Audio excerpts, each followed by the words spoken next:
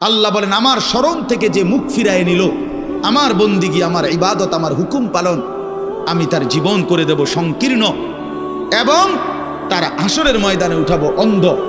এই জীবন সংকীর্ণ করার একাধিক তাফসির, এর মধ্যে একটা তাফসির হলো এইটা যে আল্লাহ জীবন সংকীর্ণ করে দিবে মানে তার কবরের মধ্যে তার কবরটাকে একেবারে সংকীর্ণ করে দিবে।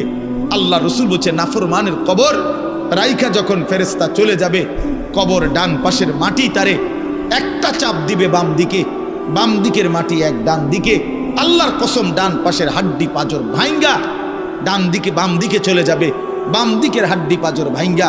রাসূলুল্লাহ সাল্লাল্লাহু আলাইহি ওয়াসাল্লাম বলছে বন্ধু দেখেন হাত্তা তাখতালিফা আদলাউহু, এই দুই আঙ্গুল যেভাবে এভাবে একটার ভিতরে ঢুকে গেছে, খোদার কসম ডান পাশের হাড্ডি পাঁজর বাম পাশের হাড্ডি পাঁজর এইভাবে একটার ভিতরে ঢুকে যায়। এইটার অর্থ এটা।